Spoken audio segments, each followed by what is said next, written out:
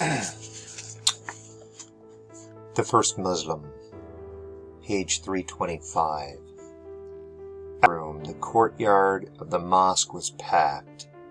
Unwilling to go home even to sleep, people had camped out there, all wanting to be where news of Muhammad's progress would be heard first.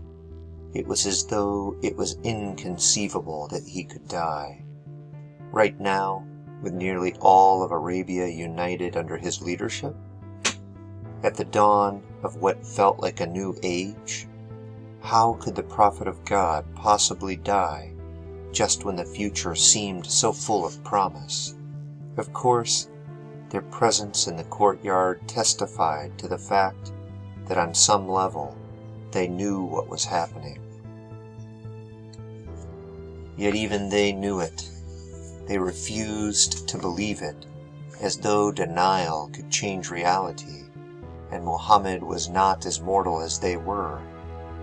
So they waited, and the sound of their prayers and concern built to an unrelenting hum of anxiety that permeated the air of Aisha's small room. As the days passed and Muhammad did not emerge, even that steady murmur of anxiety grew hushed. The whole of Medina was subdued, face to face with the inconceivable, the hovering on everyone's mind, but on nobody's lips unvoiced. Because that would be to acknowledge what was happening, was one paramount question: who would assume the leadership? Ali the cousin and son-in-law he had honored at Ghadir, whom? Abu Bakr the champion, with whom he had fled Mecca, and who inspired both affection and respect, the stern warrior Omar, whose voice, honed to terseness on the battlefield, compelled obedience? Who could claim the authority? Or rather, who would exert it? Now of all times it seemed essential that Muhammad make his will known and clearly anoint a successor. Yet he did not. Why not? And what did he really intend? These are the questions that were to haunt Islam through the centuries.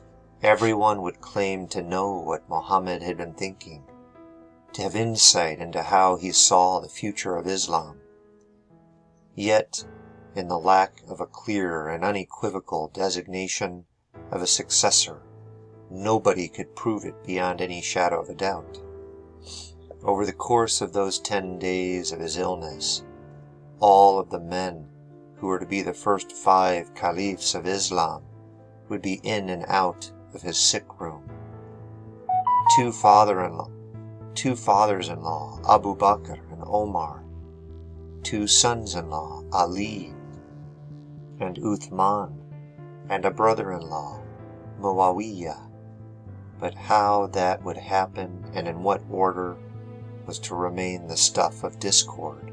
Sunni scholars were to argue that Muhammad had such faith in the goodwill and integrity of his aides and companions that he could not bear to decide among them, and trusted to God to ensure that they come to the right decision.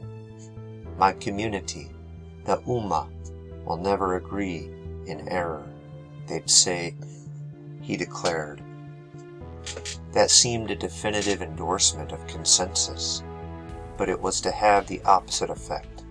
It would be taken to mean that those who disagreed with the majority were in error, their dissent proof that they were not truly part of the Ummah.